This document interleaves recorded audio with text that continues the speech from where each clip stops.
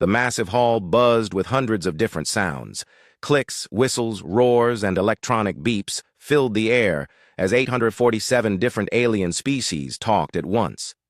The Galactic Unity Summit happened every year, but this one felt different, more angry, more tense.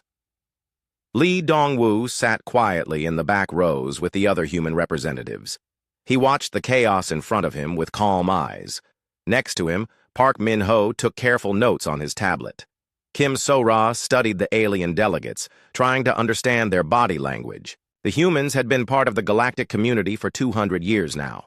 Not very long compared to most species here. The Vorthak Empire had been around for over 3,000 years. The Zelani Consortium claimed their merchant families went back 5,000 years. Even the youngest non-human species had centuries more experience than Earth. At the front of the hall, 3 massive screens showed the current speakers. Right now, Supreme General Thrakmor of the Vorthak Empire stood at the podium. His gray, armored skin reflected the bright lights. When he spoke, his voice boomed through the translation system. "The Outer Rim sectors must be secured," Thrakmor declared. His forearms gestured wildly. "These areas contain resources vital to galactic security. The Vorthak Empire demands immediate military occupation of systems 447 through 502. Angry sounds erupted from the Zelani section. Merchant Prince Zilvash rose from his floating chair. His blue tentacles writhed as he spoke. The consortium has established trade routes through those sectors for centuries. Military occupation would destroy delicate economic balance. From the left side of the hall, Speaker Kessatal of the Hegemony joined the argument. Her metallic voice cut through the noise. "Both proposals lack logical foundation. Those sectors require technological advancement before any meaningful development. The hegemony must oversee scientific progress." Lee Dongwu listened to the same argument that happened every year. Every major species wanted to expand into new areas. They all had different reasons, but the result was always the same. Conflict, competition, sometimes war. The argument went on for hours. Smaller species tried to speak, but the big 3 always talked over them. The Vorthak wanted military control. The Zelani wanted economic control. The Kess wanted technological control. Nobody talked about what the people living in those sectors actually wanted. Lee looked at his notes. Humanity had prepared a different proposal. They suggested sending small scientific teams to make contact with any intelligent life in those sectors first. Learn about their culture. Understand their needs. Maybe offer trade or friendship instead of just taking what they wanted. It seemed reasonable to Lee, but he had been to enough of these summits to know that reasonable ideas often got ignored. The debate grew louder. Thrakmor slammed his primary fist on the podium. "The Vorthak Empire will not accept delays. We have the military strength to secure these sectors with or without council approval." Zilvash's tentacles turned darker blue, a sign of anger in his species. "Consortium vessels already patrol those trade routes. Any military action would be considered an act of war." Kessatal's optical sensors flashed red. Primitive thinking from primitive minds. Technology, not force, determines the future of civilization. Other species began choosing sides. The hall filled with the sounds of brewing conflict. Lee had seen this before. The big species would argue and threaten. Smaller species would feel pressured to pick sides. Eventually, someone would back down, but not before causing months of tension and fear throughout the galaxy. Lee stood up slowly. The motion caught the attention of some nearby delegates. He walked down the aisle toward the speaker's podium. Park Min-ho and Kim So-ra followed behind him. "Point of order," Lee said when he reached the front. His voice was quiet compared to the shouting, but the translation system picked it up. Thrakmor looked down at him. Even for a human, Lee was not very tall. Next to the massive Vorthak general, he looked tiny. "What does the human want?" "Earth would like to present an alternative proposal," Lee said calmly. A few alien delegates made sounds that the translator interpreted as laughter. Others seemed curious. Humans didn't speak up very often at these summits. "Speak quickly," Thrakmor said. "Important species have important business to discuss." Lee activated his portable projector. A holographic map appeared showing the disputed sectors. "Humanity proposes a different approach. Instead of immediate occupation or development, we suggest establishing contact protocols first. The map zoomed in on several systems. Long-range sensors show signs of possible intelligent life in at least 12 of these systems. Rather than deciding their fate without their input, we could send small diplomatic teams. Learn about their civilizations, understand their needs and desires. Zilvash's tentacles swayed dismissively. Primitive species rarely understand complex economic requirements. If they lack advanced technology, they cannot contribute meaningfully to galactic progress, Kesatal added. Lee nodded respectfully. Perhaps. But in our experience, different perspectives often lead to unexpected discoveries. Earth would be willing to coordinate these contact missions. We could share any scientific discoveries with all council members. The hall grew quieter as delegates listened. Some seemed interested in the idea. Thrackmore leaned forward on the podium. His massive form cast a shadow over Lee. The humans suggest, we waste time talking to primitives while valuable resources remain unguarded. This is why weak species should not participate in important decisions. Laughter erupted from the Vorthak section. Other species joined in. Even some of the smaller delegations seemed amused by the idea that humans could lead anything important. The soft skins should return to their single world, Thrackmore continued, his voice getting louder. Leave real governance to real civilizations. We have conquered star systems while humans were still playing in dirt. More laughter filled the hall. Lee felt his face grow warm, but he kept his expression calm. Kim So-Ra touched his arm gently, a small gesture of support. Lee looked around the hall. He saw the faces of delegates from hundreds of species. Some looked embarrassed by Thrackmore's words. Others nodded in agreement. Most just seemed bored, as if this was exactly what they expected. I see, Lee said quietly. He began powering down his projector. Thank you for clarifying the council's position. He gathered his materials slowly and carefully. Park Min-ho closed his tablet and stood up. Kim So-Ra collected their papers. The three humans walked back up the aisle toward the exit. The hall had grown completely silent. The only sound was the soft footsteps of the human delegation leaving. Lee reached the door and paused for just a moment. He looked back at the hundreds of alien faces watching him. Earth appreciates the council's honesty, he said. We'll adjust our future participation accordingly. The door closed behind them with a soft hiss. Inside the hall, silence stretched on for several long seconds. Then, slowly, the arguing began again. 6 months had passed since the humans walked out of the Galactic Unity Summit. Most alien species had already forgotten about the incident. The Vorthak Empire was busy setting up military bases in the Outer Rim. The Zelani Consortium focused on expanding their trade routes.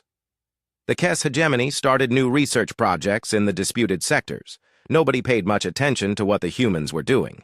Choi Yan-Woo sat in her office on Harmony Station, one of the largest trading posts in neutral space. The station served merchants from dozens of species. For 15 years, she had coordinated trade agreements between human companies and alien businesses.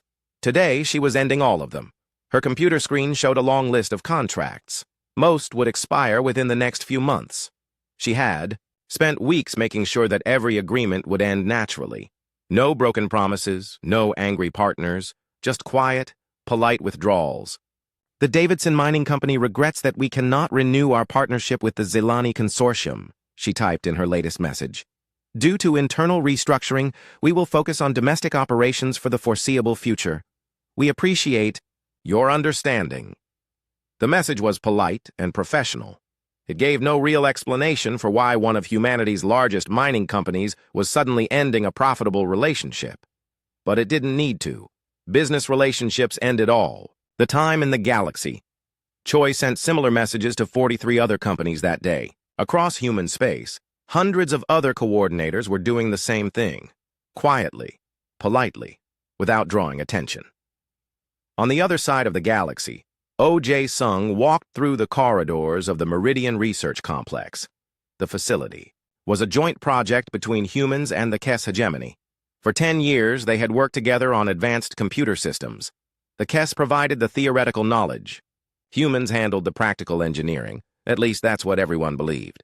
Jae Sung stopped at a wall panel and opened it with his security card. Inside were dozens of small human-made components. To most observers, they looked like simple circuit boards. But these little pieces made the entire complex work properly. Dr. Kesavin, Jae-sung called to his alien colleague. I need to remove some human equipment for routine maintenance. The tall, metallic being turned toward him. How long will maintenance require? Hard to say, Jae-sung replied honestly. Could be a few weeks, maybe longer. We're upgrading our manufacturing processes. Kesavin's optical sensors dimmed slightly, showing mild annoyance. This will slow our research schedule. Sorry about that, Jae-sung said as he carefully removed the components. I'm sure your team can work around it. What Kesavin didn't know was that those simple-looking circuits contained algorithms that made the complex's computers run 30% faster. Without them, the Kes research would slow to a crawl. But Jae-sung had learned not to mention such details. Alien partners often felt insulted when humans explained how their technology actually worked. Across human space, similar scenes played out. Human engineers quietly removed their contributions from joint projects. They always had good reasons. Equipment upgrades, safety inspections, corporate policy changes. Nothing dramatic. Nothing that would cause immediate alarm. Yoon Ha-na worked the night shift at the Communication Relay Center on New Seoul Colony. Her job was managing message traffic between human worlds and the rest of the galaxy. Most people thought she just pushed buttons and made sure the signals went where they were supposed to go. They were wrong. Ha-na was actually one of the galaxy's best communication specialists. She had designed improvements to the relay system that made interstellar messages travel 20% faster. She had created backup protocols that prevented system failures. Most importantly, she had built hidden pathways that allowed human worlds to communicate even when the main galactic network went down. Tonight, she was implementing something new. A gradual communication blackout.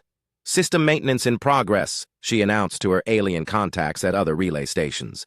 Human sectors may experience intermittent communication delays over the next few weeks. It wasn't a lie. She really was maintaining the system. She was just maintaining it in a way that would slowly disconnect human space from the galactic network.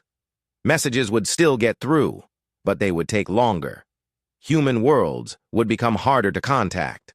The changes were so gradual that most people wouldn't notice for months. On Vorthak Prime, General Thrackmore was having problems. His new military bases in the Outer Rim were supposed to be operational by now, but equipment kept breaking down. Supply ships arrived late or with the wrong materials. Communications between bases were unreliable. Find out what's wrong, he ordered his staff. These problems make the Empire look weak. His subordinates scrambled to investigate. They found dozens of small issues. A navigation computer with outdated software. A cargo scanner that needed recalibration. A communication relay that was running on backup power. None of the problems seemed connected. They all had different causes. Different solutions, but somehow they were happening everywhere at once. What the Vorthak didn't realize was that many of their Vorthak-designed systems actually contained human improvements. For years, human technicians had quietly suggested better ways to do things, more efficient algorithms, more reliable hardware designs, better maintenance schedules. The Vorthak had accepted these improvements without thinking much about them. After all, they were clearly superior to the humans in every way. If some human technician wanted to contribute, that was fine. It saved them time. Now those same technicians were gone. Their contracts had expired. Their companies had restructured. Their expertise was no longer available.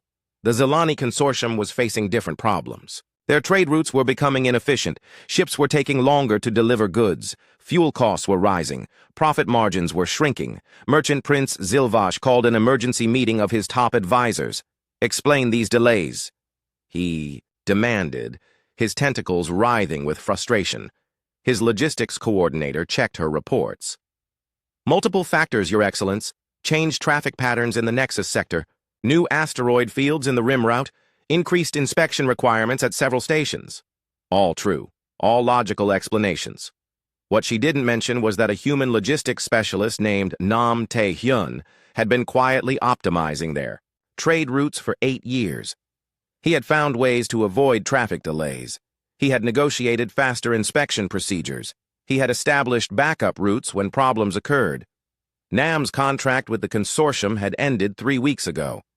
His company was focusing on internal projects. The Zilani had barely noticed his departure. He was just one human among thousands of employees. But without his constant attention, the consortium's trade network was slowly falling apart. Similar problems were appearing throughout the galaxy. Research projects stalled when human scientists stopped sharing their data. Manufacturing processes became less efficient when human engineers weren't available for consultation. Diplomatic negotiations grew more difficult when human translators and cultural advisors disappeared. Each problem seemed small and unrelated. Each had a reasonable explanation. But together, they created a pattern that was becoming impossible to ignore.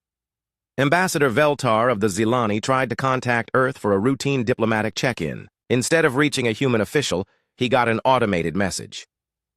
"Humanity appreciates your interest," the message said in perfect Zilani. "We are currently focusing on internal affairs.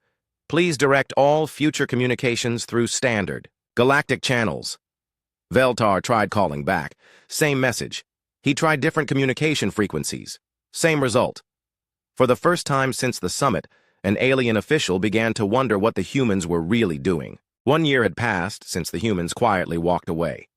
The problems that started small were now impossible to ignore. Dr. An Kyung-soo had been working on the Galactic Communication Project for 12 years. Most alien scientists thought he was just a research assistant. They let him handle the boring mathematical calculations while they focused on the important theoretical work. What they didn't know was that Kyung-soo had solved most of the project's biggest problems. The faster-than-light communication system that connected the galaxy worked because of equations he had written, signal boosters he had designed, error correction protocols he had developed. When his contract ended 8 months ago, the project leaders barely noticed. They had dozens of other scientists. Surely they could continue without one human mathematician. They were wrong. On Kes Prime, the central communication hub started experiencing delays. Messages that used to travel across the galaxy in minutes now took hours. Sometimes they arrived, corrupted or incomplete. The Kes technicians tried to fix the problems, but every solution created new issues. "The signal degradation follows no logical pattern," reported Chief Engineer Kessathor to the Science Council. "We have replaced all major components, upgraded software systems, recalibrated transmission arrays. Nothing works." What Kessathor didn't understand was that the system needed constant adjustment. Kyung-soo had spent years learning how cosmic, radiation, stellar activity, and gravitational fields affected long-range communications. He had built adaptive algorithms that automatically corrected for these problems. Without his quiet maintenance, the communication network was slowly breaking down. Similar failures were happening everywhere. On Vorthak military bases, supply problems had become a crisis. Ships arrived with the wrong equipment or at the wrong times. Critical supplies ran out just when they were needed most. General Thrackmore called another emergency meeting. His staff looked exhausted. They had been working around the clock trying to solve logistics problems. "How can the mighty Vorthak Empire be defeated by supply schedules?" Thrackmore roared.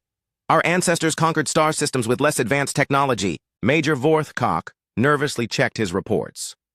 "Sir, the problems appear to be systematic. Food shipments arrive late. Ammunition deliveries miss their targets. Medical supplies get sent to the wrong bases." "Then fix the system," Thrackmore ordered. "We've tried, sir. We've hired new logistics companies, installed better computers, increased communication frequencies, but the problems keep getting worse." What none of them realized was that Nam Tae-hyun had been managing their supply chains for years. The human logistics expert had learned to predict problems before they happened. Bad weather delays, equipment failures, political disputes that might block trade routes. Nam had created backup plans for every possible scenario. He had built relationships with suppliers across dozens of worlds. Most importantly, he had taught the computer systems to think like he did, but computers could only follow the instructions they were given. Without Nam's constant updates and improvements, they were making decisions based on outdated information. The Zilani Consortium was facing even worse problems. 3 major trade wars had started in the past 6 months.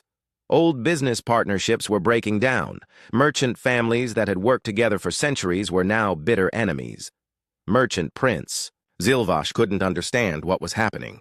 His family had managed galactic trade for thousands of years. They knew how to prevent conflicts, how to negotiate compromises, how to keep everyone happy and profitable. These disputes make no sense, he told his advisors during their weekly crisis meeting.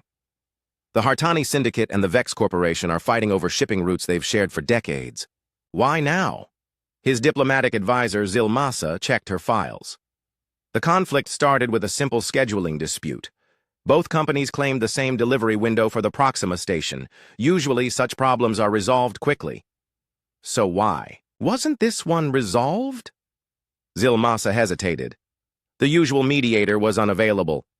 We've been having trouble finding qualified negotiators recently.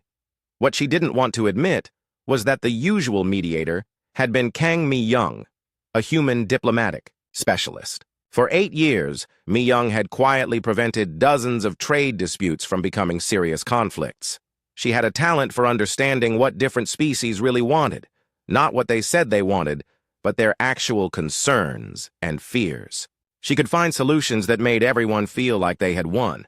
Mi-young's contract had ended 6 months ago. Her company was reorganizing their priorities. The Zilani had tried to hire other mediators, but none of them had her skills. Without her gentle interventions, old grudges were surfacing. Small disagreements were becoming major conflicts. The careful balance that had kept galactic trade peaceful for centuries was falling apart. The Kess hegemony was discovering that their technological superiority wasn't as superior as they had believed. Research projects that should have taken months were taking years. Experiments that had always worked were suddenly failing.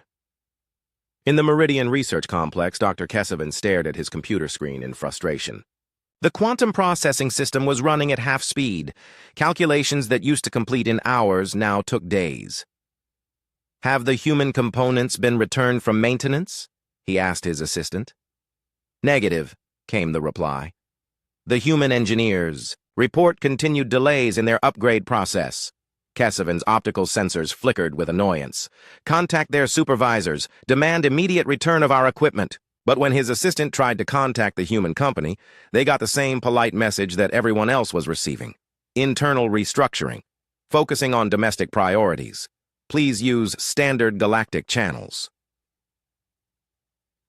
What Kesevan didn't know was that those simple human components contained some of the most advanced technology in the galaxy. Human engineers had quietly developed quantum processors that were generations ahead of anything else available. They had shared this technology freely, never claiming credit for their innovations. The Kess had assumed they were just good at building things other people designed.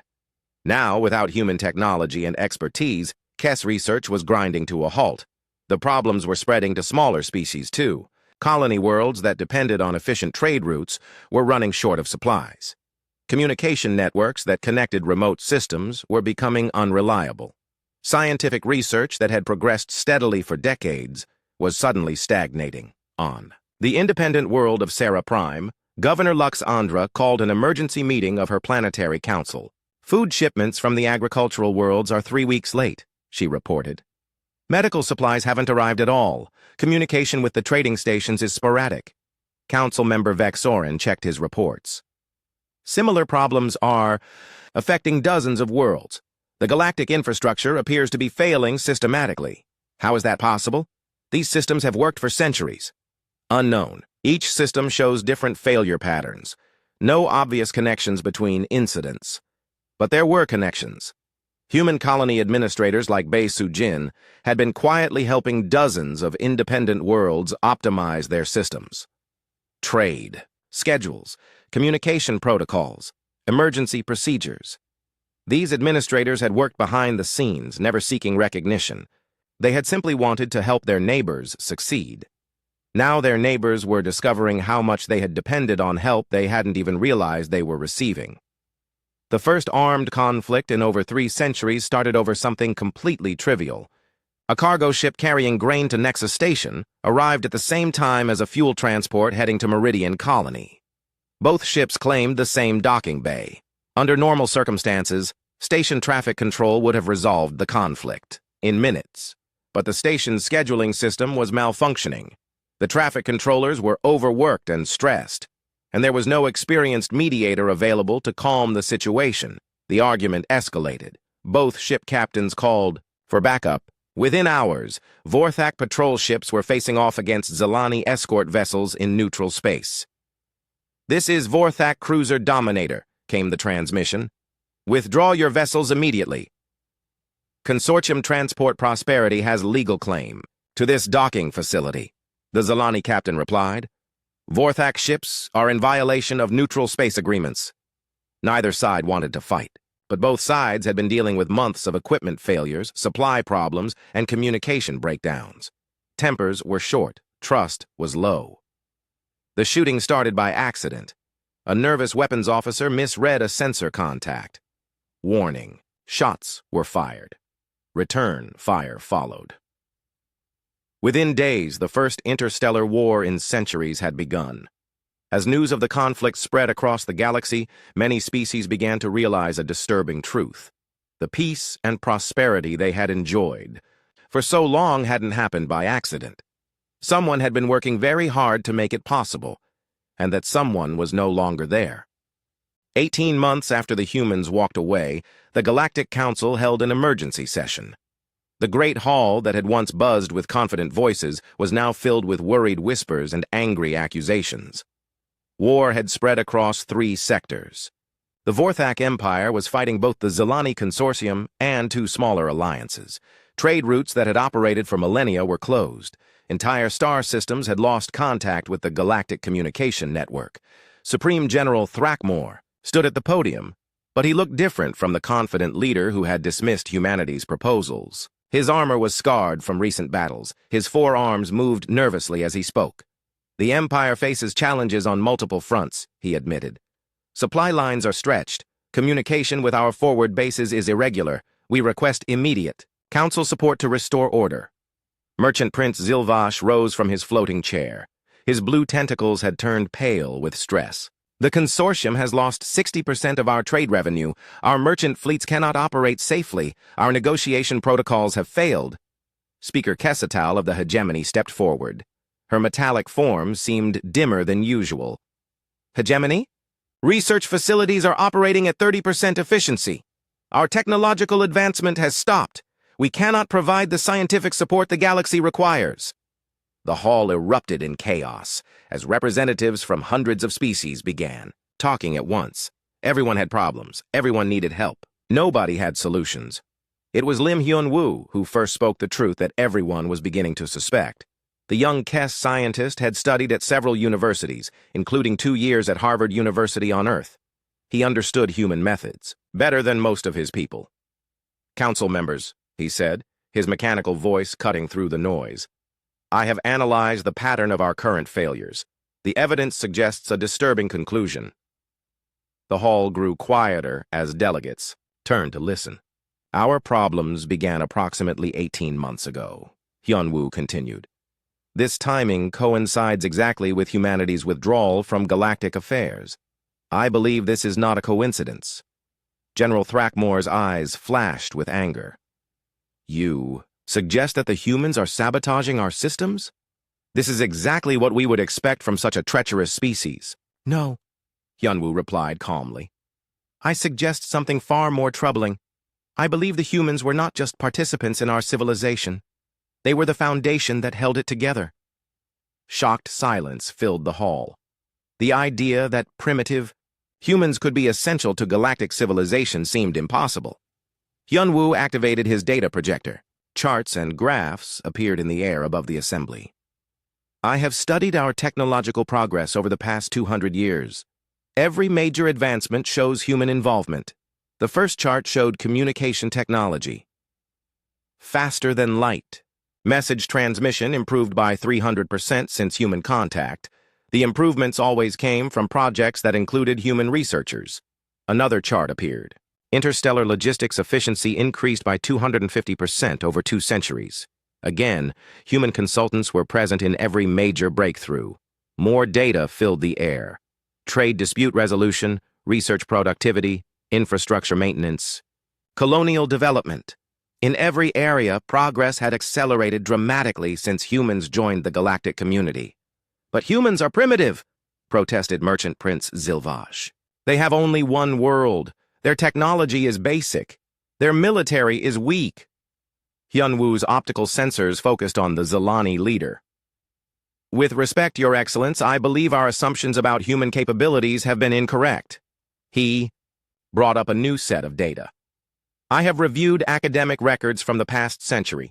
Human students at our universities consistently achieved the highest scores. But more importantly, they asked different questions. The display showed examples. While our students learned established knowledge, humans questioned why things worked the way they did. They suggested improvements. They found solutions to problems we didn't even know we had. Speaker Kesetal stepped closer to examine the data. You claim humans were teaching our professors? Not teaching, Hyunwoo corrected. Contributing, collaborating. But their contributions were so subtle that we never recognized them as innovations. We thought we were educating them. In reality, they were advancing our knowledge while allowing us to take credit. He showed more evidence. Research papers co-authored by humans had twice as many citations as papers without human involvement. Engineering projects with human team members finished faster and worked better. Diplomatic negotiations with human observers had higher success rates. The pattern is clear, Hyunwoo concluded. For 200 years, humans have been quietly improving everything they touched. When they withdrew, they took their improvements with them. The hall exploded with arguments. Some delegates refused to believe the data. Others demanded to know why humans had hidden their abilities. A few wondered what else they had missed about humanity. General Thrackmore slammed his fist on the podium. Even if this is true, it changes nothing. Humans abandoned their responsibilities. They left us to face these problems alone. Did they abandon us? Asked Governor Luxandra of Sarah Prime. Or did we drive them away? The question hung in the air like an accusation. Many delegates remembered the laughter that had filled the hall when Thrackmore mocked human proposals. They remembered dismissing human contributions as minor and unimportant. Ambassador Veltar of the Zilani stood slowly. I have been trying to contact Earth for months. Every message receives the same automated response. They say they are focusing on internal affairs. We need them back, declared Councilmember Vexorin. If they were truly essential to our civilization, we must convince them to return. And how do you propose we do that? Asked Speaker Kesetal. We spent centuries treating them as junior partners. We dismissed their ideas. We mocked their proposals. Why would they trust us now? The council spent hours debating solutions. Some suggested sending military expeditions to human space to demand their return. Others proposed offering them better trade deals or advanced technology. A few even suggested apologizing. But every proposal faced the same problem. Nobody knew how to contact humanity directly. Their automated systems politely referred all communications to standard galactic channels. But the standard channels weren't working anymore. Finally, the Council authorized a direct diplomatic mission to Earth. Ambassador Veltar would lead a small fleet to Sol system and attempt face-to-face negotiations. The journey took 3 weeks. When the diplomatic ships reached the edge of human space, they were met by a sight that shocked them. Massive orbital stations surrounded every human world. Technology they had never seen before powered defensive systems that made their own. Weapons looked primitive. This is Admiral Park Min-ho of the Human Defense Force, came a transmission as soon as they arrived. State your business in human space. Veltar recognized the name. Park had been the quiet military observer at the Galactic Council meetings. His voice was polite but firm. Admiral, this is Ambassador Veltar of the Galactic Council. We request permission to approach Earth for urgent diplomatic discussions. I'm afraid that's not possible, Ambassador. Humanity is currently not accepting diplomatic visitors. Please return to galactic space. Admiral, the galaxy is facing a crisis. We need human assistance to restore stability. There was a long pause before Park responded. Ambassador, humanity offered assistance 18 months ago. The Council's response was clear. We have adjusted our policies accordingly. Please, Admiral, people are dying. Entire civilizations are collapsing. Surely humanity doesn't want to see the galaxy destroy itself. Another pause. Humanity wants what we have always wanted, Ambassador. Peace, cooperation, and mutual respect. When the galaxy is ready to offer those things genuinely, we will be here. The transmission ended. The human ships maintained their positions, politely but firmly blocking access to the inner system. Ambassador Veltar stared at the view screen showing the massive human defenses. For the first time, he truly understood what they were facing. Humanity hadn't just withdrawn from galactic civilization, they had moved beyond it. 2 years had passed since the humans walked away. The galaxy was a very different place now. War had spread to 7 sectors. The Vorthak Empire was fighting on 12 different fronts. The Zilani Consortium had split into 3 competing factions. The Kess hegemony had withdrawn to their core worlds, unable to maintain their outer research stations. Smaller species were caught in the middle. Some had formed desperate alliances for protection. Others had simply cut off contact with the outside galaxy, hoping to survive on their own. The Great Galactic Council had not met in 6 months. Too many species were at war with each other to sit in the same room. On Earth, Song Ji-won sat in her office overlooking the Pacific Ocean. 2 years ago, she had been the director of Human Galactic Integration. Now she held a new title, Director of Human Independent Affairs. Her assistant, Lee Soo-min, brought her the daily reports from the monitoring stations. Human ships still watched the galaxy from a safe distance. They recorded the news. They tracked the conflicts. But they did not interfere. The Arcturus system has gone dark, Soo-min reported. No communications for 3 weeks. The last message mentioned food shortages and system failures. Ji-won nodded sadly. Arcturus was home to 8 billion people across 4 worlds. Before the withdrawal, human agricultural specialists had helped optimize their farming systems. Human engineers had maintained their power grids. Human mediators had resolved disputes between the different colonies.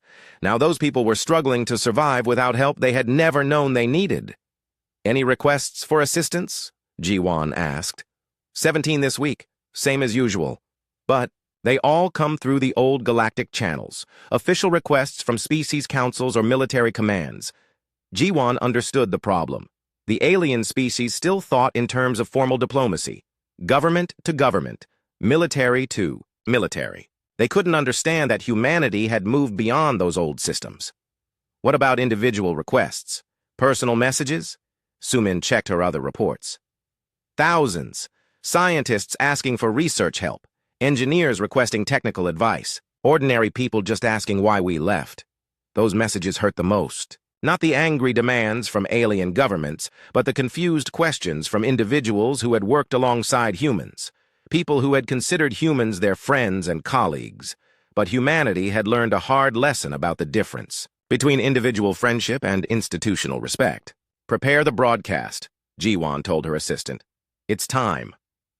For 2 years, humanity had maintained complete silence. They had responded to no official communications, made no public statements, given no explanations for their withdrawal. Today, that would change. Ji-won walked to the recording studio in the building's lower level. The equipment here could transmit a message to every functioning communication system in the galaxy.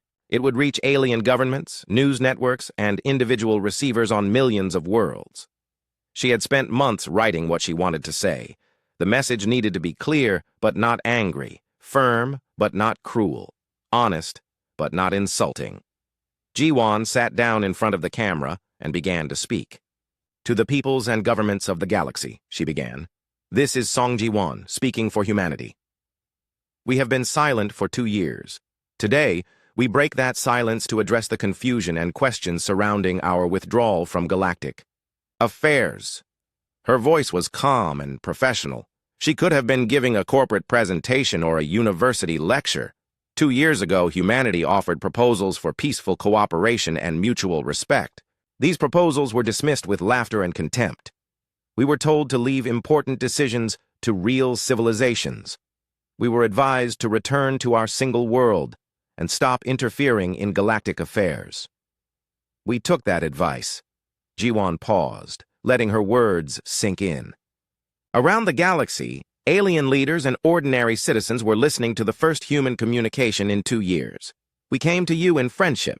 We shared our knowledge freely. We worked to build a better galaxy together. When you made it clear that our contributions were unwelcome, we simply stopped contributing. The silence you hear is not anger. It is not revenge. It is the sound of a galaxy learning to function without the help you refused to acknowledge you were receiving. She activated a holographic display showing data from across human space. New cities, advanced technology, thriving colonies, peaceful cooperation between dozens of human worlds. Humanity has not been idle during our withdrawal. We have been building something new, something better. Our worlds are more prosperous than ever. Our technology has advanced beyond what we thought possible. Our people live in peace and cooperation. The display showed images of human achievements. Cities that floated in the clouds of gas giants, space habitats that housed millions of people, ships that could travel between galaxies, technology that seemed like magic compared to what the aliens remembered. We harbor no ill will toward the species of this galaxy. We wish you success in finding your own solutions to the challenges you face. We hope you will learn to work together as we have learned to work together. Ji-Wan's expression grew more serious. But we will not return to the old relationship. We will not accept being treated as junior partners in our own achievements. We will not pretend that contempt is the same as cooperation. When you are ready to discuss true partnership, not the patronizing tolerance you offered before, you will find us here, quietly building something better. Until then, we wish you well. The broadcast ended. Within hours, the message had reached every corner of the galaxy. The reactions were immediate and intense. On Vorthak Prime, General Thrackmore threw his datapad across the room. Arrogant humans dare to lecture the Empire? Send the fleet to Sol System. We will drag them back to their responsibilities. But his advisors had to tell him the truth. The Vorthak fleet was scattered across a dozen war zones, even if they could gather their ships. The human defenses they had seen were beyond anything they could challenge. On Zilani trading stations, merchant Prince Zilvash watched the human broadcast with growing despair. The technology shown in those images was worth more than his entire consortium. If humans were willing to trade, they could solve the galaxy's economic problems overnight. But the message made it clear that humans were no longer interested in the old trading relationships. On Kess Research Worlds, scientists stared at the broadcast in wonder and frustration. The human achievements represented centuries of progress beyond current galactic science. All that knowledge was right there, tantalizingly close, but completely out of reach. Some alien species tried to establish contact anyway. They sent diplomatic missions to human space, hoping to negotiate new agreements. But every mission received the same polite response. Humanity was focusing on internal affairs. Please direct communications through standard galactic channels. The standard channels, of course, no longer worked properly. Other species tried different approaches. Some offered valuable resources in exchange for human help. Others promised political concessions or military support. A few even tried threatening human worlds with consequences if they didn't return. All received the same silent response. Meanwhile, in human space, Baisujin completed another habitat station above New Busan. The station could house 2 million people in comfort that exceeded anything available in the old galactic civilization. Yu Sang-min's fleet conducted routine patrols along the human border. Their ships used technology that made them invisible to alien sensors while being capable of monitoring everything happening in nearby systems. Park Yun-seo finished testing a new, faster-than-light drive that could cross the galaxy in days instead of months. The breakthrough came from principles that human scientists had developed during their years of independent research. Each achievement was another reminder of what the galaxy had lost. Every human innovation was another step away from the civilization that had rejected them. Months passed. The wars continued. The failures multiplied. The alien species grew more desperate. Some began to change their approach. Instead of demanding that humans return to help them, they started asking what humans wanted. What would it take to rebuild the relationship? But humanity's answer remained the same. True partnership, mutual respect, recognition that cooperation meant working together as equals, not tolerating the contributions of inferiors. The galaxy was learning what the title of this story meant. The silence wasn't just the absence of human voices. It was the absence of human solutions to problems the aliens couldn't solve alone. Every failed system screamed of human expertise that was no longer available. Every unresolved conflict echoed with the absence of human mediation. Every stagnant research project whispered of human insights that were no longer shared. The silence grew louder every day, a constant reminder that sometimes the quietest voices carry the most profound truths. And in the depths of space, that silence continued to grow, carrying with it the sound of a galaxy finally learning to listen.